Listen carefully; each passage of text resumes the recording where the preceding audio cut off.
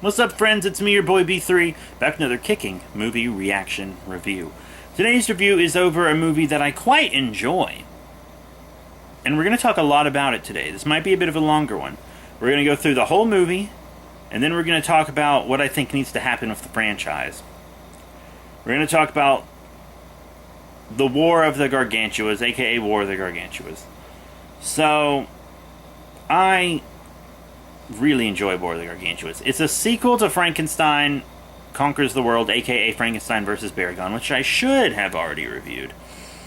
And it's a really cool film. I think it's better than Frankenstein Conquers the World. It was co-made by America and Japan, co-produced. And it is a sequel to that movie, but if you watch the dub skips over the fact that it's a sequel. The dub kind of denies itself as a sequel, but the sub, I don't think does.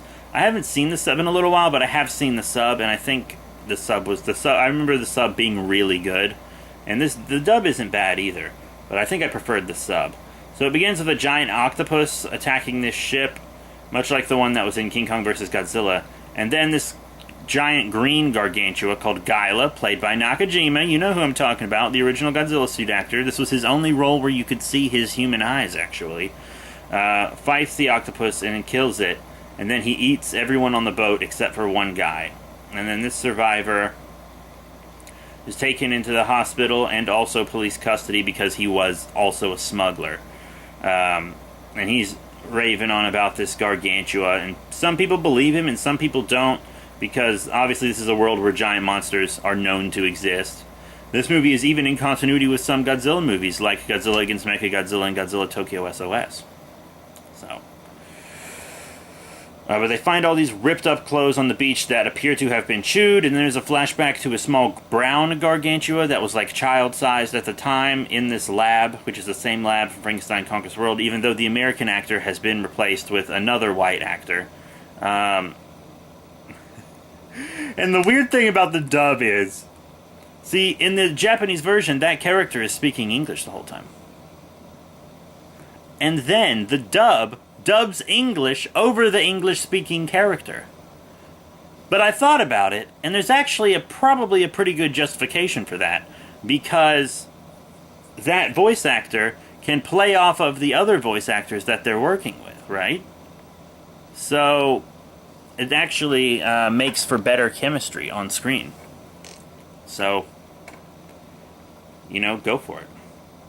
But then they kind of try to drag the fishing boat out of the sea, and then a bunch of people see the gargantua. He kind of like surfaces for air a little bit and then goes back down, but he lives in the ocean. They get some scale samples from him, and then they go to this mountain looking for another gargantua, because there was but they don't know there's two gargantuas yet. They heard word of a gargantua in the Alps, and they went to check that out. But then Gyla comes up on shore, the green gargantua, to eat some people, and then the sun comes out from the heavy cloud cover and it scares him away. So it turns out living in the ocean all this time has desensitized him to light, so he's pretty light sensitive. So when he comes up to attack during the nighttime, they just have all the people in the city turn their lights bright so it'll scare him off. But then the power goes out at this restaurant and stuff that's having a show going on, and he attacks it. Pretty crazy stuff. I also think this movie was the first appearance of the Maser tank. I want to say it is. And then nighttime, it's nighttime, Gyla's attacking, and the military almost kills him. He has a healing factor, but it doesn't seem to be as good as the film says it is, because the film acts like he has a really good healing factor. Like, such a good healing factor that another gargantua could grow from a severed limb. Which is how they explain there being two gargantuas. The actual story is that two pieces of Frankenstein grew into these gargantuas. But the story for the dub is that the brown gargantua was the original, and then part of it broke off and became the green gargantua. So the dub and the sub are different, quite different. I'm lucky to have seen both. But they're firing tanks at him, they're burning him, they're mazing him, they electrocute him in the water. They do all this stuff to Gyla, and right when they're about to kill his ass, Sanda comes down from the mountains, the brown Gargantua, and rescues his murdering ass. Because they're brothers. I mean, they're brothers, and Sanda wants to protect life and stuff. He's a real peaceful Gargantua. So he rescues Gyla without attacking the military and everything. And they go back to the Alps to find him, and Sanda's like washing his brother's wounds in the stream. But they're really smart, so they're smart enough to hide from helicopters when they come by, especially after being attacked by some. But then Gyla starts to get hungry, eats some humans, and then while running from Gyla, the female lead, who's an actress you'll recognize from multiple films if you're a big Toho fan, falls off this cliff and is caught by Sanda, who actually breaks his leg trying to save her. And his leg remains broken for the rest of the film, even though their healing factor is supposed to be amazing. And Gyla's wounds on his shoulder never seem to really heal. They seem to be bloody for the rest of the film. So how good is their healing factor, really? There seems to be some conflicting visual evidence to that. The Gyla saves her, swims away. No, Sanda saves her and swims away. I'm sorry. And Sanda goes to find Gyla resting, and he sees all these chewn-up, bloody clothes around Gyla, and realizes that Gyla has been eating humans this entire time and gets really pissed. So pissed that he rips a tree out of the ground and starts smacking Gyla with it. They fight. Gyla runs away, and he kind of like gets used to the light after he's been on land for a while healing. So later, in the movie, when they turn all the lights on to scare him away, it actually ends up attracting him because he knows lights are where the people are. So he's attacking the city, trying to eat all these people, and the leads are trying to find the brown Gargantua to save his life because the military wants to kill both of them because they're kind of both threats. Even Sanda, because another part of him could break off and grow into another full Gargantua that could also be violent. But the military also wants to beat them by blowing them to smithereens, which the scientists know would create more Gargantuas. So no one has a good solution in this movie. No one has a good solution, and later we'll find that the writers didn't even really have a good solution. We'll get to that. So the Gargantuas actually have a pretty cool fight in the city, and all the target power from the military seems to be focused on Gyla.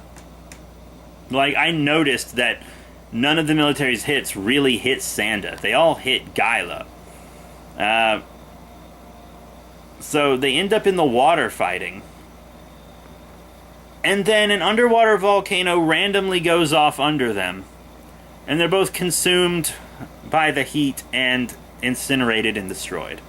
So not even the writers knew how to properly kill the Gargantuas.